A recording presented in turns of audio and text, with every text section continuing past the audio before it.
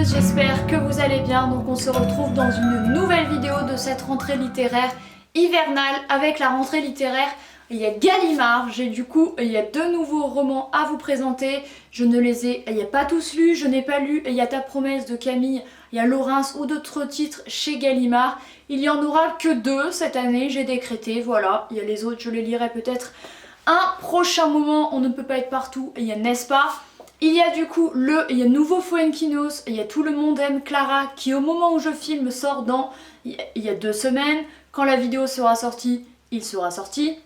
Et il y a La manif 2 et il y a Nelly Allard. Il y a 2 lectures que j'ai beaucoup aimées mais qui n'ont aucun rapport entre elles.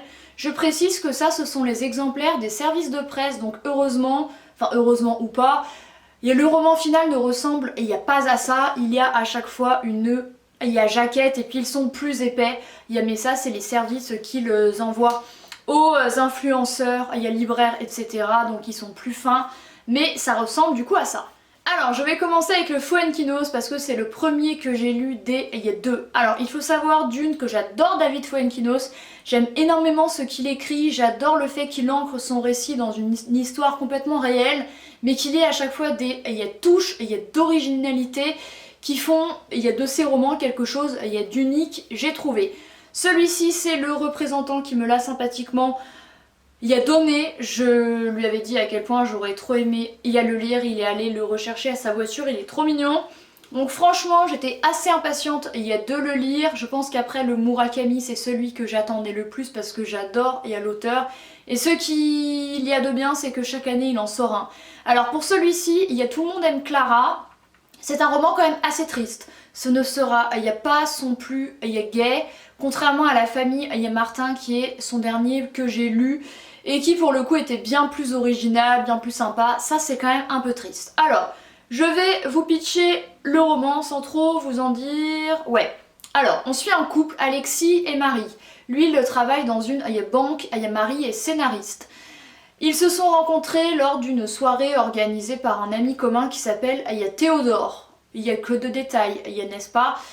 Rencontrés, le soir, de la mort de la princesse Diana.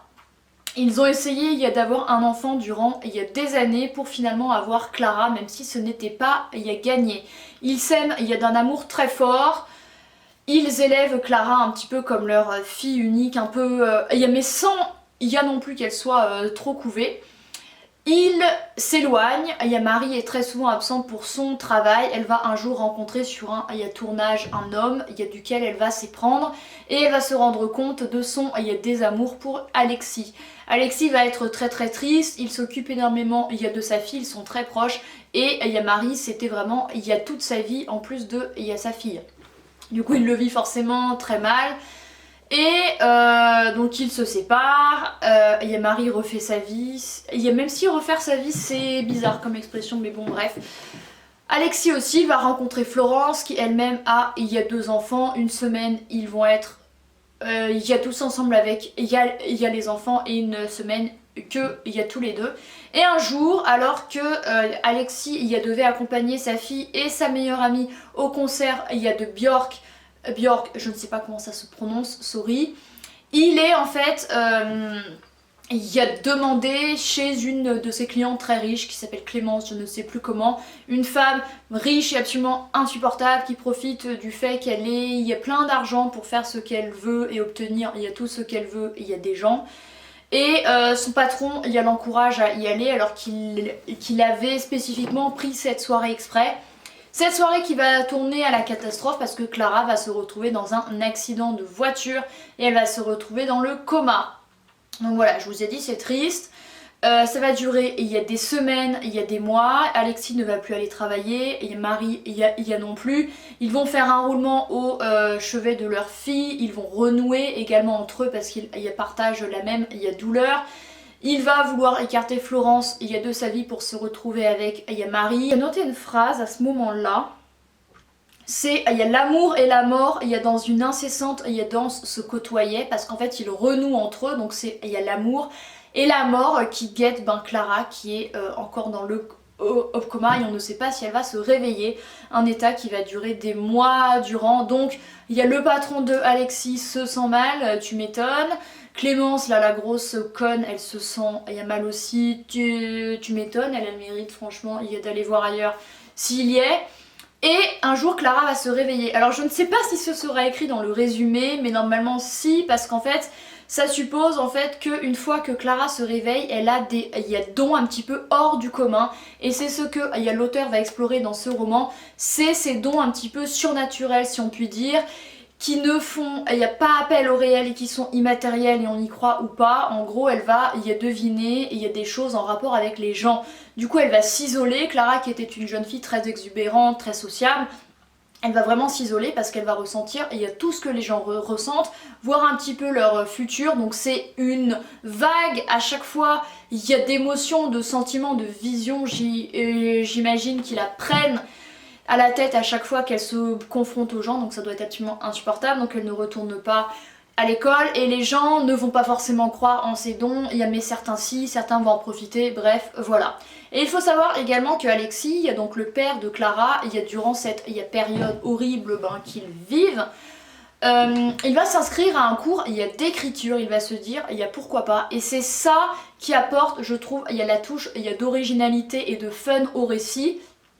Parce que quand bien même c'est une histoire quand même assez triste, ce n'est pas plombant, voilà, c'est ça qui est bien chez Fuenquinos, c'est les touches, d'humour sont apportées par ces cours d'écriture entre autres, un cours auquel il y a seulement des participants dont le prénom commence par un A, Amélie, Alexis et je ne sais plus. Et j'ai noté une phrase qui est assez drôle, c'est fallait-il avoir un prénom commençant par A pour y participer. Et celui qui donne le cours, je l'ai noté également, c'est un prof qui s'appelle Monsieur Ruprez. Et Monsieur Ruprez, c'est un homme qui a écrit qu'un seul roman dans sa vie. Il y a La Peur, il y a des secondes, publié aux éditions de Minuit, qui a fait un flop. Et il a voulu écrire un second roman, né de ça.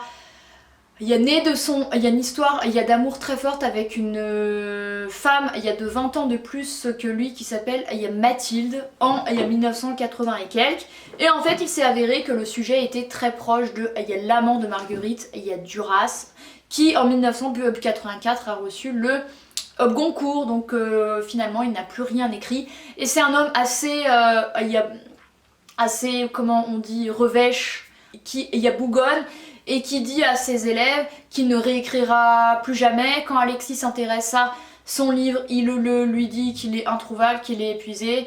Mais Alexis se met quand même en quête de le retrouver. Et Clara, comme elle, devine, il y a les pensées, il y a des gens. Bref, voilà. Je vous en ai quand même dit, il y a pas mal. Je ne vous ai pas spoilé le fait que Clara se réveille parce que c'est écrit dans le résumé. Et tout le monde aime Clara, ça vient du fait que c'est Marie qui a créé des t-shirts avec cette inscription-ci pour soutenir Clara et pour la motiver à se réveiller lorsqu'elle était dans le coma. Alors, il y en a qui disent que c'est pas son meilleur roman, je ne pense pas. Bon après c'est très subjectif, c'est très difficile je trouve, il y a de dire ça c'est mieux qu'un autre, ça c'est pas bien, etc. C'est pas celui que j'ai le préféré objectivement, mais quand même il était bien. Je pense que je lui mettrais un bon 8 sur 10. Et j'ai aimé ce mélange de triste et de gai et d'humoristique à la fois, parce qu'il y a quand même des phrases drôles à la Fuenquinos quoi. Et le second roman c'est La Manif de Nelly Allard, un roman aussi fort et poignant que j'avais dans ma bibliothèque ici, que le représentant m'avait envoyé, et franchement j'ai adoré cette lecture qui vous énervera, qui vous bouleversera je pense, parce que ça part d'un véritable fait divers qui a eu lieu en 2016 au mois de mai.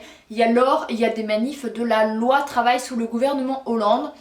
Un jeune homme, du nom de Romain D, s'est pris en fait une bombe sur la figure et il est resté dans le coma, il a failli mourir, et son affaire, cet incident, cet accident, je ne sais comment on peut l'appeler, est devenu une affaire d'État. De mon côté, je ne m'y suis pas forcément intéressée, à tort sûrement, et du coup j'en ai appris bien plus grâce à ça, ce roman vous montre à quel point il faut se méfier, il y a des apparences, ne pas forcément croire tous les médias sans être complotiste, il y a l'importance de croiser ses sources, et que c'est pas... que sa situation n'est pas forcément celle que disait le gouvernement parce qu'il cherchait à se couvrir. Je m'explique. On suit du coup, dans ce roman via le biais de la famille de Romain. Il y a donc on suit Gilles et Agnès qui sont ses parents. Gilles est scénariste, il y a dans le sud de la France, dans leur maison secondaire du Cap Ferret. Et lorsque leur fille Clotilde, je lis mes notes parce que je ne me rappelle plus, elle est chef de clinique de gynécologie obstétrique dans un hôpital, il y a les appels et il est dit que leur frère, enfin que leur fils, donc que son frère, a été admis en urgence à l'hôpital. Du coup, elle se précipite à son chevet, eux aussi, ils sont plutôt choqués du fait qu'il ait été pris dans une manif et qu'il ait été blessé parce qu'ils se disent que c'est complètement incongru que Romain, leur fils très calme, se soit retrouvé au milieu d'une manif et ait été blessé. Et on voit vraiment à quel point l'inconscient humain a du mal à engranger certaines informations et est plus choqué de quelque chose qui finalement est moins choquant que le résultat. Bref, Clotilde se rend au chevet de son frère, son mari est appelé en urgence qui lui aussi était dans le sud, elle confie ses enfants à son ami qui se marie 2 jours après et commence alors l'affaire Romain D. Heureusement il y a des vidéos qui prouvent qu'en fait Romain D, il a participé pas à une manif, il n'y a pas un manifestant, il n'y a pas un casseur, il n'y a pas agressif, etc. Il avait simplement acheté une GoPro. En fait, Romain était comédien et il avait envie de changer de voix et il s'est dit que filmer des choses, des pseudo-reportages, ça pouvait être intéressant. Et il s'est acheté une GoPro. Et il s'est dit qu'il allait la tester un jour. Il est tombé sur une manif, sauf que il a filmé du coup de loin et il y a la bombe qu'il a reçue sur la figure. En fait, il l'a reçue dans un jardinet en marge de la manif. C'était la fin, il n'y avait aucun casseur, il y avait juste des gens qui avaient des bouteilles en plastique pour tout projectile et les flics se sont dit visiblement qu'ils étaient en danger et ont lancé une bombe. Il y a 2 désencerclements en niant les faits alors qu'il y a des preuves vidéo et même plusieurs en disant que les manifestants étaient agressifs, ce qui n'était pas vrai du tout, en mentant, en disant qu'il ne s'est pas pris une bombe de désencerclement mais un projectile type boule de pétanque. C'est prouvé que c'est faux mais il garde cette version des faits et il y a le ministre de l'époque, vous chercherez, il y a ministre qui est ensuite devenu premier ministre 6 mois durant, juste avant, il y a la fin du mandat de Hollande, vous trouverez qui c'est chargé de prendre des nouvelles de ce Romain D qui risquait de faire de grosses vagues dans l'État français. Mais il y a également le préfet de police qui convoque la famille de Romain D. Il y a donc Gilles, Agnès, Clotilde. Il y a la plus jeune sœur Judith refuse de venir ainsi que la grand-mère Françoise. Et ils se font littéralement, plutôt que de s'excuser et d'invoquer la responsabilité de l'État français, ce qui était vrai, ils disent que Romain aurait dû y apporter un casque et disent qu'en fait c'était sa faute, voilà. Et le préfet de police ment encore. Donc que la famille se sépare un peu en mode au niveau des réactions. Gilles est énormément dans l'affect et la haine ainsi que Clotilde, Sandro aussi. Agnès elle devient plutôt fataliste ainsi que Judith. Judith trouve que ses parents sont bien naïfs de faire confiance au ministre pour faire entendre la vérité. Elle sait très bien que ça n'arrivera pas. Et cette affaire-ci va prendre 6 ans. 6 ans d'instruction. Donc Romain va se réveiller. Donc il va être sorti. Il y a d'affaires, il y a oui et non, parce qu'il a quand même un traitement antiépileptique à prendre à vie, résultante de la bombe qu'il s'est prise. Et est-ce qu'il va obtenir justice ou pas? Après, si vous vous renseignez dans les faits divers, parce que c'est sa vraie vie, voilà, c'est plutôt il n'y a pas cool pour lui. Et surtout qu'il va y avoir plusieurs affaires ensuite. Il y a des bavures policières comme celle-ci qui vont vraiment être punies. Il y a les flics vont avoir des blâmes et des sanctions alors que son flic à lui rien. Et qu'il y a plein de vidéos qui prouvent qu'il va prendre un avocat qui va se démener il y a des années durant, que son avocat va faire un seul plateau, il y a Télé Sur, il y a BFM, pour faire entendre cette injustice que vit son client et pour enfin engranger une procédure et amener un juge d'instruction sur cette affaire. Mais ce juge va les convoquer un jour et elle va vraiment plaider à charge. Voilà, on sent qu'il y a manipulation il y a l'État et de la corruption très clairement. Il y a l'hôpital enterre un petit peu, il y a la hache en disant que Romain, il n'y en a aucune conséquence, sans mentionner le traitement qu'il doit prendre. Bref, il y a de trucs hyper injustes et de choses vraiment bizarres comme le fait que Romain ait mis 1h30 à atteindre l'hôpital et que c'est sûrement la conséquence qu'il a ce traitement à prendre à vie. Il y a une image bizarre comme quoi les flics l'amènent dans un camion de pompiers et qui bouge, qu'est-ce qu'ils lui font, bref. Il y a plein de choses vraiment bizarres et c'est un roman qui va vous énerver sur le fait qu'il y a l'État français où les hautes instances sont un petit peu intouchables et quoi qu'il fasse, il n'y aura jamais vraiment justice et le citoyen est un rien en fait. Voilà, c'est un petit peu fataliste, un petit peu, il y a défaitiste ce que je vous dis, mais je trouve que ça va bien en plus avec la situation actuelle où c'est de pire en pire, où les extrêmes, montent. Parce qu'il y a un ras-le-bol général de la situation économique et politique du pays. Je pense que je ne suis pas la seule à être super saoulée. Mais voilà, c'est un roman qui remet, il y a pas mal de choses, il y a perspective, il y a parti pris, je pense, que l'autrice a quand même voulu faire quelque chose de ressemblant, sachant qu'elle a simplement gardé le vrai prénom. Il y a la victime, mais tous les autres prénoms ont été changés. Voilà, donc vraiment une instruction sans fin. Il y a de l'espoir parce que Romain garde, il y a l'espoir, mais est-ce qu'il a vraiment raison?